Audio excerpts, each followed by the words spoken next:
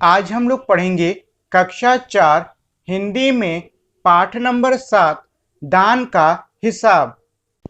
एक था राजा। राजा जी लकदक कपड़े पहनकर यूं तो हजारों रुपये खर्च करते रहते थे, पर दान के वक्त उनकी मुट्ठी बंद हो जाती थी। मतलब ये है कि एक बार की बात है, एक राजा था। वो राजा वैसे तो बहुत नए नए और अच्छे अच्छे कपड़े पहनने में हजारों रुपए बर्बाद कर दिया करता था, लेकिन जब उन पैसों को दान करने की बात आती थी तो उस राजा की जेब से एक भी रुपए नहीं निकलता था। मतलब वो जो राजा था वो बहुत ही कंजूस था। राज्यसभा में एक से एक नामी लोग आते थे, लेकिन गरीब, दुखी, विद्वान, सज्जन, इनमें से कोई भी नहीं आता था, क्योंकि वहां पर इनका बिल्कुल सत्कार नहीं होता था। इसका मतलब ये है कि उस राजा की सभा में वैसे तो बहुत ही अमीर अमीर और बहुत ही मशहूर लोग आया करते थे, लेकिन उसकी सभा में कभी कोई गरीब, दुखी, विद्वान और सज्जन नहीं आता था, क्योंकि वहां पर मतलब उसकी सभा में इन लोगों को बिल्कुल भी इज्जत नहीं दी जाती थी, इन लोगों का बिल्कुल भी सत्कार नहीं किया जाता था। एक बार उस देश में अकाल पड़ गया। पूर्वी सीमा के लोग भूखे प्यासे मरने लगे। राजा के पास खबर आई। वो बोला, यह तो भगवान की मार है, इसमें मेरा कोई हाथ नहीं। मतलब ये है कि एक बार उसी राजा के राज्य में बहुत ही अकाल पड़ा। पूर्वी दिशा के मतलब जो पूर्वी दिशा में उसके राज्य में रहने वाले लोग थे, वो भूख प्यास से मरने लगे। जब राजा के पास ये खबर आई तो ये खबर सुन के राजा ने कहा कि ये सब तो भगवान का किया है, इसमें मेरी कोई गलती नहीं है। लोगों ने कहा, महाराज, राज भंडार से हमारी सहायता करने की कृपा करें, जिससे हम लोग दूसरे देश से अनाज खरीद कर अपनी जान बचा सकें। राजा ने कहा, आज तुम लोग अकाल से पीड़ित हो, कल पता चलेगा कहीं भूकंप आया है, परसों सुनूंगा कहीं के लोग बड़े गरीब हैं, दो वक्त की रोटी नहीं जुटाती। इस तरह सभी की सहायता करते करते जब राज भंडार खत्म हो जाएगा, तब खुद मैं ही दिवालिया हो जाऊंगा। यह सुनकर सभी निराश होकर लौट गए। इसका मतलब ये है कि अकाल से परेशान होकर लोग राजा के पास आए और उन्होंने राजा से विनती करी कि महाराज, आप राज भंडार से पैसे निकाल के हमारी सहायता कर दो, ताकि हम दूसरे देश से जाके अपने लिए अनाज खरीद कर अपनी जान बचा सकें। तो ये सुन के राजा ने कहा कि आज तुम लोग अकाल से पीड़ित हो, कल कहीं भूकंप आएगा, परसों मुझसे कोई कहेगा कि कहीं के लोग बहुत गरीब हैं, दो वक्त की रोटी भी नहीं कमा पा रहे हैं। इस तरीके से मैं सबकी सहायता करते करते खुद ही दिवालिया हो जाऊंगा, मतलब मेरे खुद के पास ही पैसा नहीं बचेगा। तो ये सुन के जो लोग थे वो वहां से लौट गए। इधर अकाल का प्रकोप फैलता ही जा रहा था। ना जाने रोज कितने ही लोग भूख से मरने लगे। लोग फिर राजा के पास पहुंचे। उन्होंने राज्यसभा में गुहार लगाई, दुहाई महाराज, आपसे ज्यादा कुछ नहीं चाहते, सिर्फ 10,000 रुपए हमें दे दें तो हम आधा पेट खाकर भी जिंदा रह जाएंगे।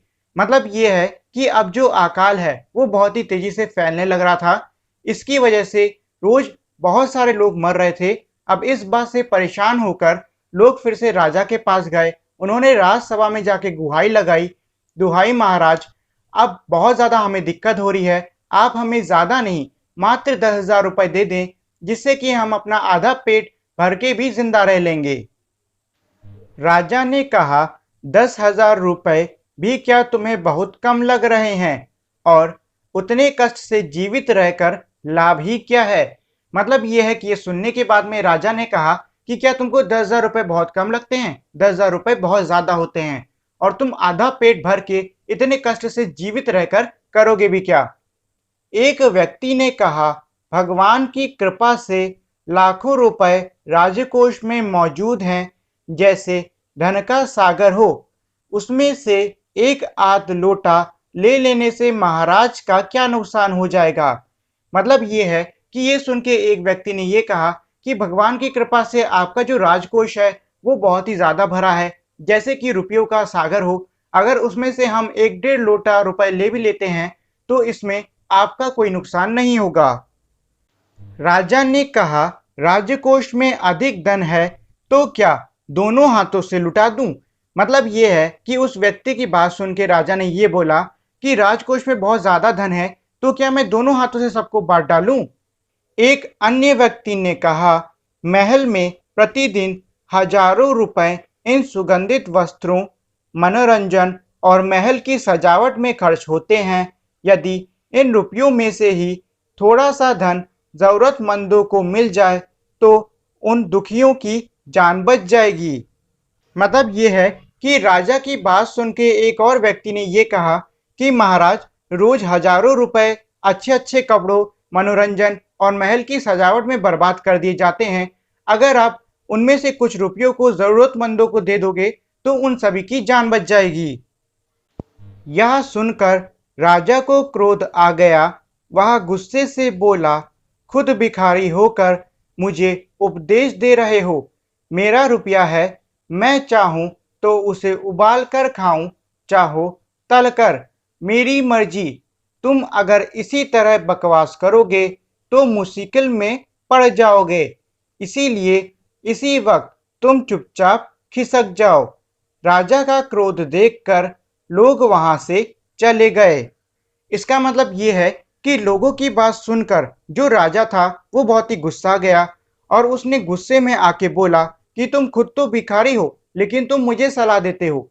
मेरा रुपया है, मेरी मर्जी, मैं चाहे उस रुपए को उबाल के खाऊं चाहे तल के, तुम्हें उससे क्या? और तुम लोग की भलाई इसी में है कि तुम लोग यहाँ से चुपचाप खिसक जाओ, नहीं तो मुश्किल में पड़ जाओगे। राजा को गुस्से में देखकर वहां से जितने भी लोग थे वे सब चले गए। राजा हंसते हुए बोला, छोटे मुंह बड़ी बात। अगर 100-200 रुपए होते तो एक बार सोच भी सकता था। पहरेदारों की खुराक 2-4 दिन कम कर देता और यह रकम भी पूरी हो जाती, मगर 100-200 से इन लोगों का पेट नहीं भरेगा। एकदम 10,000 मांग बैठे। छोटे लोग के कारण नाक में दम हो गया है। इसका मतलब ये है कि जब सारे लोग वहां से डर के चले गए तो उनको देखकर राजा हंसते हुए बोला कि छोटा मुंह बड़ी बात, मतलब ये छोटे लोग हैं, इतनी बड़ी बड़ी बातें कर रहे हैं। अगर ये लोग 100-200 रुपए मांगते तो मैं अपने पहरेदारों की खुराक, मतलब जो पहरेदारों की तनख्वाह या फिर उनको जो खाना पीना मिलता है उसमें थोड़ी कटौती करके इन लोगों को रुपए दे भी देता। लेकिन इनका पेट 100-200 से नहीं भरता, बल्कि ये सीधे 10,000 रुपए मांग रहे हैं। इन छोटे लोगों ने तो मेरी नाक में दम करके रख दिया है। यह सुनकर वहां उपस्थित लोग हाहू कर रह गए, मगर मन ही मन उन्होंने भी सोचा, राजा ने यह ठीक नहीं किया। जरूरतमंदों की सहायता करना तो राजा का कर्तव्य है। इसका मतलब ये है कि वहां पे जितने लोग मौजूद थे वो राजा की हाँ में हाँ तो मिला रहे थे, लेकिन वो मन ही मन जानते थे कि राजा ने जो किया है वो बहुत ही गलत है। राजा ने वो बिल्कुल भी ठीक काम नहीं किया था। जरूरतमंदों की मदद करना तो राजा का कर्तव्य होता है। 2 दिन बाद ना जाने कहां से एक बूढ़ा सन्यासी राज्यसभा में आया। उसने राजा को आशीर्वाद देते हुए कहा, दाता कर्ण महाराज, बड़ी दूर से आपकी प्रसिद्धि सुनकर आया हूं, सन्यासी की इच्छा भी पूरी कर दें। मतलब ये है कि लोगों के जाने के बाद में और अपनी बात जब राजा ने बोल दी तो उसके 2-3 दिन बाद वहां पर एक बूढ़ा सन्यासी आया और वो बूढ़ा सन्यासी राजसभा में पहुंचकर उसने राजा को आशीर्वाद देते हुए कहा कि दाता कर्ण महाराज, मैं बहुत ही दूरी से आपकी प्रसिद्धि, मतलब आपकी तारीफ और आपके बारे में बहुत ही अच्छा अच्छा सुनकर आया हूं और मेरी एक छोटी सी इच्छा है, क्या आप उसे पूरी कर देंगे?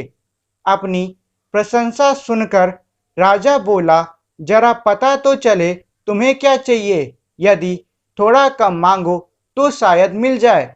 मतलब यह है कि अपनी तारीफ सुनकर राजा ने यह कहा कि ठीक है, जरा बताओ तो कि तुम्हें चाहिए कितना, अगर थोड़ा कम मांगोगे तो शायद मैं तुम्हारी इच्छा पूरी कर सकता हूँ। सन्यासी ने कहा, मैं तो सन्यासी हूँ, मैं अधिक धन का क्या करूँगा। मैं राजकोष से 20 दिन तक बहुत मामूली भिक्षा प्रतिदिन लेना चाहता हूँ।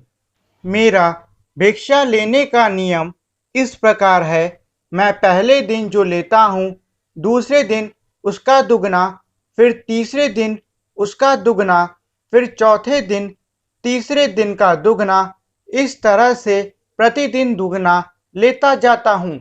भिक्षा लेने का मेरा यही तरीका है। मतलब ये है कि जब राजा ने सन्यासी से कहा कि तुम बताओ तुम्हें कितने रुपए चाहिए, तो सन्यासी ने ये बोला कि मैं तो सन्यासी हूँ, ज़्यादा रुपयों का मैं करूँगा क्या, मुझे बस आपके राजकोष से 20 दिन तक भिक्षा चाहिए और भिक्षा लेने का मेरा अपना एक अनोखा तरीका है। तरीका ये है कि मैं जितना रुपया पहले दिन लूँगा, उसका दुगना उसके दूसरे दिन लूँगा और उस दूसरे दिन का दुगना मैं तीसरे दिन लूँगा और उस तीसरे दिन का दुगना धन मैं चौथे दिन लूँगा। इस तरीके से मैं भिक्षा लेता हूँ। राजा बोला, तरीका तो समझ गया, मगर पहले दिन कितना लेंगे, यही असली बात है। 2-4 रुपए से पेट भर जाए तो अच्छी बात है, मगर एकदम से 20-25 मांगने लगे तब तो 20 दिन में काफ़ी बड़ी रकम हो जाएगी।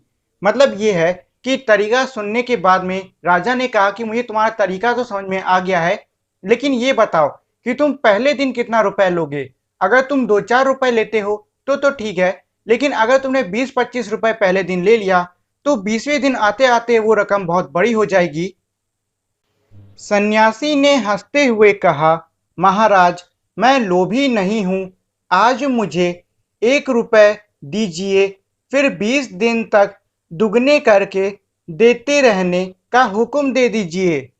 मतलब ये है कि राजा की बात सुनने के बाद में सन्यासी ने हंसते हुए बोला कि महाराज, मैं लालची नहीं हूँ, मुझे आप सिर्फ आज 1 रुपया दे दीजिए और 20 दिन तक उसी 1 रुपए को दुगना कर करके देने का आदेश दे दीजिए।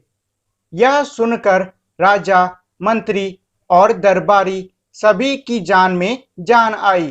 राजा ने हुक्म दे दिया कि सन्यासी के कहे अनुसार 20 दिन तक राजकोष से उन्हें भिक्षा दी जाए। मतलब ये है कि जैसे ही सन्यासी ने ये चीज़ कही कि मुझे पहले दिन मात्र 1 रुपया चाहिए, तो ये चीज़ सुनकर सभी लोगों की जान में जान आई। तो ये बात जब राजा ने अच्छे से समझ ली, तो उसने हुक्म दिया, मतलब उसने आदेश दे दिया कि ये जो सन्यासी है इसको राजकोष से भिक्षा दी जाए। सन्यासी राजा की जय जयकार करते हुए घर लौट गया। राजा के आदेश के अनुसार राज भंडारी प्रतिदिन हिसाब करके सन्यासी को भिक्षा देने लगा। इस तरह 2 दिन बीते, 10 दिन बीते, 2 सप्ताह तक भिक्षा देने के बाद भंडारी ने हिसाब करके देखा कि दान में काफ़ी धन निकला जा रहा है। यह देखकर उन्हें उलझन महसूस होने लगी। महाराज तो कभी किसी को इतना दान नहीं देते थे। उनसे यह बात मंत्री को बताई। इसका मतलब ये है कि जब सन्यासी ने ये चीज़ सुनी कि राजा उसको इस तरीके से दान देने को तैयार हैं, तो वो राजा की जय जयकार करते हुए घर लौट गया। अब राजा के आदेश के हिसाब से उस सन्यासी को रोज राजकोष से भिक्षा मिलने लगी। 1 दिन बीत गए, 2 दिन बीत गए, 10 दिन बीत गए, 2 हफ्ते बीत गए, लेकिन जब जो भंडारी वहां राजकोष पे बैठा था, जो कि इसका हिसाब किताब करता था कि कितना पैसा दिया गया है दान में, वो ये देख के एकदम आश्चर्यचकित हो गया कि धीरे धीरे करके राजकोष से बहुत सारा पैसा जाता जा रहा है। ये देखकर वो काफी उलझन में भी हो गया, क्योंकि उसने कभी भी राजा को इतना ज्यादा पैसा दान में देते हुए नहीं देखा था। इस चीज से परेशान होकर वो भंडारी मंत्री के पास गया। मंत्री ने कुछ सोचते हुए कहा, वाकई यह बात तो पहले ध्यान में ही नहीं आई थी, मगर अब कोई उपाय भी नहीं है। महाराज का हुक्म बदला नहीं जा सकता। मतलब ये है कि जब भंडारी ने मंत्री को ये समस्या बताई, तो मंत्री ने सोचते हुए ये कहा कि अरे ये तो बहुत बड़ी समस्या है, पहले तो ये चीज़ ध्यान में नहीं आई, मगर अब जो महाराज का आदेश है उसको बदला भी तो नहीं जा सकता। इसके बाद फिर कुछ दिन बीते। भंडारी फिर हड़बड़ाता हुआ मंत्री के पास पूरा हिसाब लेकर आ गया। हिसाब देखकर मंत्री का चेहरा फीका पड़ गया। इसका मतलब ये है कि मंत्री की ये कहने के बाद में ऐसे ही कुछ दिन बीत गए और भंडारी एक बार फिर से बहुत ही परेशान होकर मंत्री के पास हिसाब लेकर आया। हिसाब देखते ही जो मंत्री था उसके तो होश उड़ गए, उसका चेहरा एकदम फीका पड़ गया। वह अपना पसीना पोंछकर, सिर खुजलाकर, दाढ़ी में हाथ फेरते हुए बोला, यह क्या कह रहे हो? अभी से इतना धन चला गया है तो फिर 20 दिनों के अंत में कितने रुपए होंगे? मतलब ये है कि हिसाब को देखकर मंत्री के पसीने आ गए, तो उसने अपना पसीना पोंछते हुए और अपने सिर पे मतलब अपने सिर को खुजलाते हुए और दाढ़ी में हाथ फेरते हुए कहा कि ये तुम क्या कह रहे हो? अभी ही इतना पैसा चला गया है तो 20 दिन के बाद क्या होगा? भंडारी बोला, जी पूरा हिसाब तो नहीं किया है। मंत्री ने कहा, तो तुरंत बैठकर अभी पूरा हिसाब करो। इसका मतलब ये है कि भंडारी ने मंत्री की बात सुनकर कहा कि अभी मैंने पूरा हिसाब तो नहीं किया है। तो ये बात सुन के जो मंत्री था उसने कहा कि तुम अभी यहीं पर बैठ के सारा का सारा हिसाब करो। भंडारी हिसाब करने बैठ गया। मंत्री महाशय अपने माथे पर बर्फ की पट्टी लगाकर तेजी से पंखा जलवाने लगे। मतलब ये है कि जो भंडारी था अब वो हिसाब करने बैठ गया। जो मंत्री था वो इतना ज़्यादा अब तक परेशान हो चुका था कि वो अपने सिर पर बर्फ की पट्टी लगा के अपने ऊपर बहुत तेज पंखा करवाने लगा। कुछ ही देर में भंडारी ने पूरा हिसाब कर लिया। मतलब यह है कि कुछ देर में ही जो भंडारी था उसने पूरा का पूरा हिसाब कर लिया। मंत्री ने पूछा, कुल मिलाकर कितना हुआ? मतलब यह है कि मंत्री ने ये चीज़ पूछी कि ये बताओ कि कुल मिला के कितने रुपए हुए? भंडारी ने हाथ जोड़कर कहा, जी 10,38,575 रुपए। मतलब ये है कि भंडारी ने हाथ जोड़ के मंत्री का जवाब देते हुए ये बोला कि अब तक 10,38,575 रुपए हुए हैं। मंत्री गुस्से में बोला, मजाक कर रहे हो? यदि सन्यासी को इतने रुपए दे दिए तब तो राजकोष खाली हो जाएगा। भंडारी ने कहा, मजाक क्यों करूंगा, आप ही हिसाब देख लीजिए। मतलब ये है कि पैसों को सुन के मंत्री ने गुस्से में आके कहा कि तुम मजाक कर रहे हो क्या? अगर सन्यासी को हम लोगों ने इतने रुपए दे दिए तो सारा का सारा राजकोष ही खाली हो जाएगा। भंडारी ने ये कहा कि मैं मजाक क्यों करूंगा, आप खुद ही हिसाब देख लीजिए। यह कहकर उसने हिसाब का कागज मंत्री जी को दे दिया। हिसाब देखकर मंत्री जी को चक्कर आ गया। सभी उन्हें संभाल कर बड़ी मुश्किलों से राजा के पास ले गए। मतलब ये है कि जैसे ही भंडारी ने जो कागज जिस पे उसने हिसाब लगाया था वो मंत्री जी को दिया तो हिसाब देखकर मंत्री जी को चक्कर आ गया और वो वहीं पे गिर गए। सभी बड़ी मुश्किल से उनको संभाल कर राजा के पास लेकर गए। राजा ने पूछा, क्या बात है? मंत्री बोले, महाराज राजकोष खाली होने जा रहा है। राजा ने पूछा, वह कैसे? मंत्री बोले, महाराज सन्यासी को आपने भिक्षा देने का हुक्म दिया है। मतलब ये है कि जब मंत्री को राजा के सामने लेके जाया गया तो राजा ने ये चीज पूछी कि क्या बात है, मंत्री की हालत कैसी हो गई? तो ये चीज सुनकर मंत्री ने ये कहा कि महाराज हमारा जो राजकोष है वो खाली होने वाला है। तो ये सुन के राजा ने फिर से पूछा कि यह कैसे? तो मंत्री ने जवाब दिया कि महाराज आपने सन्यासी को भिक्षा देने का हुक्म दिया हुआ है।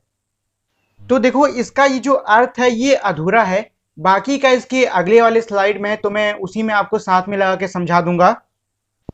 मगर अब पता चला है कि उन्होंने इस तरह राजकोष से करीब 10 लाख रुपए झटकने का उपाय कर लिया है। तो इसमें जो मतलब है वो मैं पिछली वाली स्लाइड से मिलाकर आपको बताऊंगा ताकि आपको ये चीज़ और अच्छे से समझ में आ जाए। तो मंत्री ने राजा का जवाब देते हुए ये कहा कि महाराज, आप ही ने तो आदेश दिया था कि वो जो सन्यासी है उसको राजकोष से भिक्षा दी जाए, तो उसी के चलते राजकोष से तकरीबन 10 लाख रुपए निकलने वाले हैं। राजा ने गुस्से में कहा, मैंने इतने रुपए देने का आदेश तो नहीं दिया था, फिर इतने रुपए क्यों दिए जा रहे हैं? भंडारी को बुलाओ। मतलब ये है कि ये सुनने के बाद में राजा ने गुस्से में आके कहा कि मैंने आदेश तो दिया था भिक्षा देने का, लेकिन इतने रुपयों का मैंने थोड़ी ना दिया था, भंडारी को बुलाया जाए। मंत्री ने कहा, जी, सब कुछ आपके हुक्म के अनुसार ही हुआ है, आप खुद ही दान का हिसाब देख लीजिए। तो ये बात सुन के मंत्री ने ये कहा कि महाराज, सब कुछ आपके आदेश के अनुसार ही हुआ है, अगर आपको यकीन ना हो तो ये लीजिए हिसाब और इसको आप खुद ही देख लीजिए। राजा ने उसे एक बार देखा, 2 बार देखा, इसके बाद वह बेहोश हो गया। काफी कोशिशों के बाद उनके होश में आ जाने पर लोग सन्यासी को बुलाने दौड़े। मतलब यह है कि जैसे ही राजा ने हिसाब को देखा तो उसको वो देख के यकीन नहीं हुआ। उसने हिसाब को एक बार देखा, 2 बार देखा और फिर वो बेहोश हो गया। और काफी कोशिश के बाद में जैसे ही राजा होश में आया तो लोग जो सन्यासी जिसको भीख दी जा रही थी उसको बुलाने के लिए दौड़ पड़े। सन्यासी के आते ही राजा रोते हुए उनके पैरों पर गिर पड़ा, बोला, दुहाई हो सन्यासी महाराज, मुझे इस तरह जान माल से मत मारिए, जैसे भी हो एक समझौता करके मुझे वचन से मुक्त कर दीजिए। मतलब ये है कि सन्यासी जैसे ही आया, राजा रोते हुए उसके पैरों पर गिर पड़ा और कहने लग गया कि सन्यासी महाराज, मुझे आप इस तरीके से जान माल से मत मारिए, आइए हम कोई बैठ के समझौता कर लेते हैं, लेकिन आप मुझे इस वचन से मुक्त कर दीजिए। अगर आपको 20 दिन तक भिक्षा दी गई तो राजकोष खाली हो जाएगा, फिर राजकाज कैसे चलेगा? मतलब यह है कि राजा ने यह भी कहा कि अगर हमने आपको 20 दिन तक लगातार भिक्षा दे दी तो जो राजकोष है वो पूरी तरीके से खाली हो जाएगा और फिर हमारा ये जो राज है वो नहीं चल पाएगा। सन्यासी ने गंभीर होकर कहा, इस राज्य में लोग अकाल से मर रहे हैं, मुझे उनके लिए केवल 50,000 रुपए चाहिए। वह रुपया मिलते ही मैं समझूंगा मुझे मेरी पूरी भिक्षा मिल गई। मतलब ये है कि ये बात सुन के जो सन्यासी था उसने गंभीर होकर ये कहा कि इस राज्य के काफी सारे लोग अकाल से मर रहे हैं, उनके लिए केवल आप मुझे 50,000 रुपए दे दीजिए, मैं ये समझूंगा कि मुझे मेरी सारी की सारी भिक्षा मिल गई। राजा ने कहा, परंतु उस दिन एक आदमी ने मुझसे कहा था कि लोगों के लिए 10,000 रुपए ही बहुत होंगे। ये बात सुन के राजा बोला कि मुझसे तो लेकिन उस दिन एक आदमी ने ये कहा था कि 10,000 रुपए हम लोग के लिए काफी होंगे। सन्यासी ने कहा, मगर आज मैं कहता हूं कि 50,000 से एक पैसा कम नहीं लूंगा। ये बात सुन के जो सन्यासी था उसने कहा, लेकिन आज मैं ये कह रहा हूं कि मैं 50,000 से 1 रुपए भी कम नहीं लेने वाला हूं, आपको मुझे 50,000 के 50,000 ही देने होंगे। राजा गिड़गिड़ाया, मंत्री गिड़गिड़ाए, सभी गिड़गिड़ाए, मगर सन्यासी अपने वचन पर डटा रहा। आखिरकार लाचार होकर राजकोष से 50,000 रुपए सन्यासी को देने के बाद ही राजा की जान बची। मतलब ये है कि राजा, मंत्री और सभी लोग सन्यासी के सामने बहुत गिड़गिड़ाए, मतलब सभी ने सन्यासी से बहुत प्रार्थना करी, लेकिन जो सन्यासी था वो अपनी बात पे डटा रहा। उसने कहा कि मुझे 50,000 रुपए ही चाहिए और आखिर में लाचार होकर राजा ने राजकोष से सन्यासी को 50,000 रुपए देकर अपनी जान बचा ली। पूरे देश में खबर फैल गई कि अकाल के कारण राजकोष से 50,000 रुपए में राहत दी गई है। सभी ने कहा, हमारे महाराज कर्ण जैसे ही दानी हैं। मतलब यह है कि पूरे राज्य में बात फैल गई कि जो राजा है वो अकाल के लिए अपने राजकोष से 50,000 रुपए दे रहा है ताकि लोगों की मदद हो सके। ये सुनकर सभी लोगों ने ये कहा कि हमारे जो महाराज हैं वो कर्ण जैसे दानी हैं। तो आगे बढ़ने से पहले मेरी आप लोगों से एक छोटी सी रिक्वेस्ट है, वो है ये कि अगर आप लोगों ने अब तक इस वीडियो को लाइक और शेयर नहीं किया है तो इसे लाइक और शेयर कर दें। अगर नए हो तो मेरे चैनल को सब्सक्राइब कर दो और साथ ही में बेल आइकन भी दबा दो, जिससे कि आपको मेरे चैनल के सारे अपडेट्स जल्द से जल्द मिल सकें। तो ये तो हो गया इस कहानी का अर्थ। आइए अब इस कहानी के प्रश्नोत्तर कर लेते हैं। कहानी से राजा किसी को भी दान क्यों नहीं देना चाहता था? मतलब यह है कि जो राजा था वो किसी को भी दान क्यों नहीं देना चाहता था? तो इसका उत्तर होगा क्योंकि राजा को यह लगता था कि दान देने से उसका राजकोष खाली हो जाएगा। मतलब यह है कि राजा ये समझता था कि अगर वो बहुत सारा दान देगा तो उसका जो राजकोष है वो एकदम खाली हो जाएगा। राज दरबार के लोग मन ही मन राजा को बुरा कहते थे, लेकिन राजा का विरोध क्यों नहीं कर पाते थे? मतलब ये है कि जो राज दरबार के लोग थे वो मन ही मन में राजा को बुरा तो कहते थे, लेकिन उसके बावजूद वो राजा का विरोध क्यों नहीं कर पाते थे? तो इसका उत्तर होगा क्योंकि वे राजा से डरते थे। मतलब ये है कि जो राज दरबार के लोग थे वो राजा से डरते थे। उन्हें ऐसा लगता था कि अगर वो राजा के खिलाफ जाके कुछ कहेंगे तो हो सकता है राजा गुस्से में आकर उन सबको सजा दे डाले। राज्यसभा में सज्जन और विद्वान लोग क्यों नहीं जाते थे? मतलब यह है कि राज्यसभा में जो सज्जन और विद्वान लोग थे वो क्यों नहीं जाया करते थे? तो इसका उत्तर होगा क्योंकि राज्यसभा में सज्जन और विद्वान लोगों का सत्कार नहीं होता था।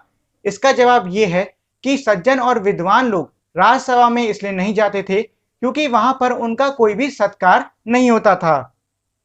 सन्यासी ने सीधे सीधे शब्दों में भिक्षा क्यों नहीं मांग ली? मतलब ये है कि जो सन्यासी था उसने ऐसे घुमा फिरा के भिक्षा क्यों मांगी, सीधे सीधे क्यों नहीं मांगी? तो इसका उत्तर होगा क्योंकि सन्यासी जानता था कि राजा बहुत कंजूस है और वह एक बार में इतनी बड़ी रकम नहीं देगा। मतलब ये है कि सन्यासी ये चीज जानता था कि जो राजा है वो बहुत ही कंजूस है और वो कभी भी एक बार में इतनी बड़ी रकम नहीं देने वाला।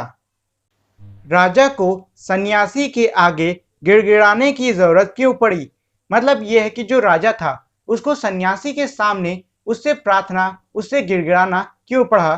तो इसका उत्तर होगा सन्यासी को भिक्षा देते देते राजकोष खाली होता जा रहा था, अतः राजकोष को बचाने के लिए राजा को सन्यासी के आगे गिड़गिड़ाना पड़ा।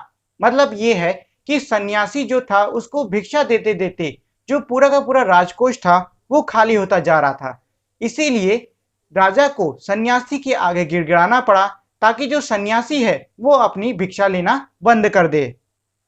अंदाज अपना अपना, तुम नीचे दिए गए वाक्यों को किस तरह कहोगे?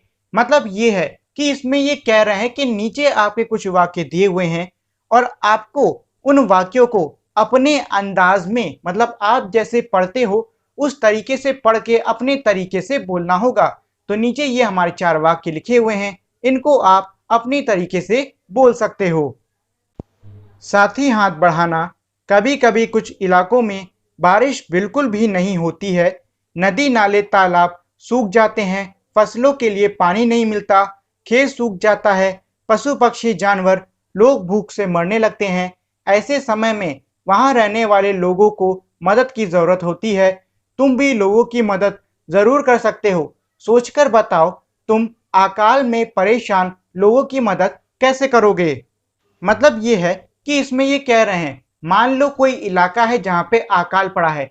देखो, अकाल पड़ने का मतलब होता है सूखा पड़ना, यानी कि बारिश वारिश का ना होना। सीधी सी बात है, जब बारिश नहीं होगी तो नदी नाले तालाब सूख जाएंगे, खेतों में पानी डालने के लिए पानी ही नहीं होगा, जिसकी वजह से फसलें भी खराब हो जाएंगी। तो बारिश ना होने से पानी भी नहीं होगा, खाना भी नहीं होगा। ऐसी हालत को हम अकाल कहते हैं। तो इसमें ये पूछ रहे हैं कि मान लो ऐसे ही अकाल पड़ता है किसी इलाके में, तो आप उन इलाके के लोगों की सहायता कैसे कर सकते हो? तो आपको इसमें बताना है कि आपको क्या क्या लगता है कि आप क्या क्या कर सकते हो अकाल में फंसे हुए लोगों की मदद करने के लिए। तो जो भी आपको लगता है कि आप कर सकते हो वो आप नीचे इसमें लिख सकते हो। और अगर आपको नहीं पता कि आकार में लोगों की मदद कैसे करी जाती है तो आप अपने घर के किसी बड़े से पूछ सकते हो।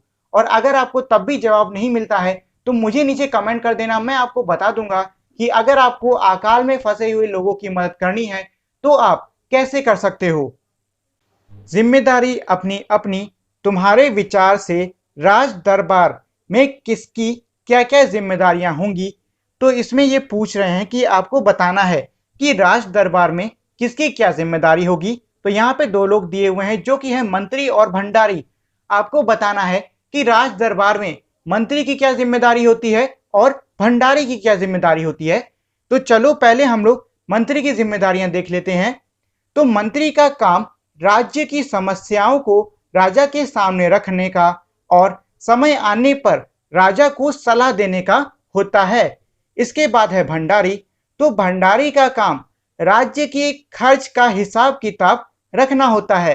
तो ये होती है हमारी मंत्री और भंडारी दोनों की जिम्मेदारी। कर्ण जैसा दानी, सभी ने कहा हमारे महाराज कर्ण जैसे ही दानी हैं, पता करो कि। मतलब ये है कि पाठ के आखिरी में एक लाइन दी थी जिसमें लिखा था कि हमारे महाराज कर्ण जैसे दानी हैं। तो इसमें ये नीचे कह रहे हैं कि आपको पता करना है कर्ण कौन था। मतलब ये जो कर्ण जिसकी बात करी जा रही थी ये कौन था। तो देखो, जिन लोगों ने महाभारत की कहानी सुनी या फिर पढ़ी है या फिर देखी भी है तो उन लोगों को पता होगा कि कर्ण कौन था। कर्ण हमारी जो महाभारत की कहानी है इसमें एक राज्य जिसका नाम था अंग, उसका राजा था। कर्ण जैसे दानी का क्या मतलब है? इसका मतलब यह है कि इसमें पूछ रहे हैं कि कर्ण जैसे दानी होने का क्या मतलब है। तो इसका उत्तर होगा कर्ण जैसे दानी का मतलब है कर्ण की तरह अपना सब कुछ दान करने में जरा भी संकोच ना करना। तो देखो, इसमें ये पूछ रहा है कि कर्ण जैसे दानी होने का मतलब क्या होता है। तो महाभारत में ये जो राजा था कर्ण, कहा जाता है कि बहुत बड़ा दानी था। उसकी राजसभा में जब भी कोई व्यक्ति किसी मदद के लिए आता था, राजा से किसी समस्या की गुहार लगाता था, तो जो राजा था ये कर्ण, ये हमेशा उसकी सहायता करता था। कभी भी किसी को खाली हाथ अपनी राजसभा से नहीं जाने दिया करता था। यहाँ तक कि उसने दान के नाम पर अपना जो उसका कुंडल था, मतलब जो कान में पहनने वाली बाली होती है, वो दे दिया था और अपना कवच दे दिया था। वो इतना बड़ा दानी था। इसी में अगला है दान क्या होता है। गरीबों और समस्या में पड़े लोगों की सहायता के लिए दिए गए धन और संपत्ति को दान कहते हैं। मतलब ये है कि इसमें ये कह रहे हैं कि कोई गरीब व्यक्ति है या फिर कोई समस्या में पड़ा हुआ व्यक्ति है तो उसको जो धन और संपत्ति दी जाएगी, मतलब जो पैसे और चीजें दिए जाएंगे मुफ्त में उसकी सहायता करने के लिए, उसी को हम दान कहते हैं। इसमें आखिरी प्रश्न है किन किन कारणों से लोग दान करते हैं। मतलब ये है कि लोग किस किस कारण से आपको लगता है कि दान करते होंगे। तो देखो, दान करने का हमारा कोई खास कारण नहीं होता है। दान लोग ज्यादातर अपनी इच्छा से ही करते हैं क्योंकि सीधी सी बात है, आप अपना पैसा या अपनी चीजें किसी को मुफ्त में नहीं दोगे। आप उसको अपना पैसा और चीज तभी मुफ्त में दे सकते हो जब आप अपने दिल से उसकी सहायता करना चाहते हो। नहीं तो आप अपना कोई भी चीज किसी को दान में नहीं दे सकते हो। ये तो मैंने इसमें ये एक कारण बता दिया है। इसके अलावा भी आपको जो कारण लगते हैं वो आप इसमें लिख सकते हो। चलो अच्छा, एक काम करना, अपने घर में किसी बड़े से जाके पूछना क्या उन्होंने कभी कोई दान किया है। कहानी और तुम। राजा राजकोष के धन का उपयोग किन किन कामों में करता था। मतलब यह है कि जो राजा था वो अपने राजकोष के धन का इस्तेमाल किन किन कामों में करता था। तो देखो, पाठ में बताया गया है कि जो राजा था वो अपने राजकोष के पैसों का जो इस्तेमाल है वो अच्छे अच्छे कपड़े लेने में, अपना मनोरंजन और महल को सजाने अजाने में बर्बाद किया करता था। तुम्हारे घर में जो पैसा आता है वह कहाँ कहाँ खर्च होता है, पता करके लिखो। इसमें ये पूछ रहे हैं कि आपके घर में जो भी पैसे आते हैं वो कहाँ कहाँ खर्च होते हैं। तो देखो, इसके जवाब के लिए आपको किसी ऐसे व्यक्ति के पास में, मतलब आपको अपने घर में किसी ऐसे व्यक्ति के पास में जाना होगा जो कि बाहर से सामान वामान लाता हो या फिर घर का हिसाब रखता हो। तो इसका जवाब तो आपको वही व्यक्ति दे सकता है। इसके बाद में इसी में अगला है अकाल के समय लोग राजा से कौन कौन से काम करवाना चाहते थे। तो देखो, पाठ में अकाल के समय लोग सिर्फ ये चाहते थे कि राजा उन्हें 10,000 रुपए दे दे, जिससे कि वो अपनी जान बचा सकें। तुम अपने स्कूल या इलाके में क्या क्या काम करवाना चाहते हो? अब ये पूछ रहे हैं कि आप अपने स्कूल और इलाके में क्या क्या काम करवाना चाहते हो। तो देखो, आप अपने स्कूल और इलाके में जो भी काम करवाना चाहते हो वो आप नीचे लिख सकते हो। मान लो आपके स्कूल या फिर आपके इलाके में बहुत गंदगी रहती है, तो आप ये करवाना चाहोगे कि हमारे स्कूल या इलाके की जो गंदगी है वो साफ हो जाए। ऐसे ही आप कोई भी काम जो कि आपको लगता है कि आपके स्कूल या इलाके में होना चाहिए, वो आप इसमें नीचे लिख सकते हो। कैसा राजा? राजा किसी को दान देना पसंद नहीं करता था। मतलब ये है कि इसमें पूछ रहे हैं कि जो राजा था वो किसी को भी दान देना पसंद नहीं करता था। तो हाँ, ये बात सही है। तुम्हारे विचार से राजा सही था या गलत? आपको क्या लगता है कि राजा सही था या फिर गलत था? तो राजा जो था वो तो गलत ही था। अपने उत्तर का कारण भी बताओ। अब ये कह रहे हैं कि आप जो भी उत्तर दे रहे हो उसका कारण भी बताओ। तो इसका कारण हो जाएगा क्योंकि राजा बहुत कंजूस था और वह यह सोचता था कि अगर वो दान देगा तो उसका राजकोष खाली हो जाएगा। राजा दान देने के अलावा और किन किन तरीकों से लोगों की सहायता कर सकता था? मतलब ये है कि दान देने के अलावा जो राजा था वो लोगों की और किन किन तरीकों से सहायता कर सकता था। तो देखो, जो राजा था वो जिस क्षेत्र में अकाल आया था उस क्षेत्र का कर माफ करके, मतलब उस क्षेत्र का टैक्स माफ करके वहां के लोगों की सहायता कर सकता था। और वो उन लोगों को खाना और पानी मुहैया कराकर भी उन लोगों की सहायता कर सकता था। पूर्व और पूर्व, पूर्वी सीमा के लोग भूखे प्यासे मरने लगे। पूर्व शब्द के दो अर्थ हैं, पूर्व एक दिशा, पूर्व पहले। नीचे ऐसे ही कुछ और शब्द दिए गए हैं जिनके दो दो अर्थ हैं। इनका प्रयोग करते हुए दो दो वाक्य बनाओ। मतलब ये है कि हमारे जो शब्द है पूर्व, इसके दो अर्थ होते हैं। पहला अर्थ होता है पूर्व यानी कि दिशा, और दूसरा अर्थ होता है पहले। तो ये कह रहे हैं कि ऐसे ही हमारे नीचे कुछ और शब्द दिए हुए हैं जिनके दो दो अर्थ होते हैं। अब आपको उन शब्दों से दो अलग अलग वाक्य बनाने होंगे। इसमें हमारा सबसे पहला शब्द है जल। तो ये मैंने जल के दो वाक्य बना दिए हैं, जो कि है वह जल गया, मतलब वो जल गया। जलेगा किससे? आग यानी कि अग्नि से। दूसरा वाक्य है जल ही जीवन है, मतलब जो पानी है वो हमारी जिंदगी है। इसके बाद अगला शब्द है मन। मेरा मन नहीं मानता, मतलब मेरा जो मन है वो नहीं मान रहा है। ये फल कितने मन का है, मतलब ये जो फल है वो उसका कितना वजन है। ये जो शब्द है मन, ये हमारी एक यूनिट होती है वजन नापने की। इसके बाद में है मगर। मगर उसने मुझसे पूछा नहीं, इसका मतलब ये हो गया कि लेकिन उस व्यक्ति ने मुझसे पूछा नहीं। इसके बाद अगला है इसी में, मगर पानी में रहता है, मतलब जो मगरमच्छ है वो पानी के अंदर रहता है। तो ये मैंने हर शब्द का, जो कि थे जल, मन और मगर, इन तीनों ही शब्द के दो अलग अलग वाक्य बना दिए हैं। अगर आप लोग चाहो तो इनके कुछ और वाक्य भी बना सकते हो। नीचे चार दिशाओं के नाम लिखे हैं। तुम्हारे घर और स्कूल के आसपास इन दिशाओं में क्या क्या है?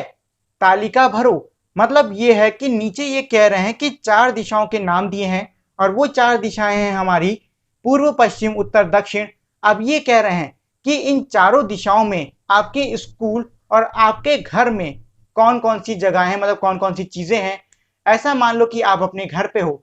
अब आपको अपने घर से चारों दिशाओं में देखना है और आपको उन चारों ही दिशाओं में जो जो चीजें नजर में आ रही हैं वो लिख दो। ऐसा ही आपको स्कूल में भी करना है। स्कूल पर खड़े होकर चारों दिशा में घूम घूम कर देखो और आपको चारों ही दिशा में जो जो चीजें नजर आ रही हैं वो आपको स्कूल वाली तालिका के नीचे भर देना है। तो इसी के साथ में हमारी आज की क्लास यहीं पे खत्म होती है।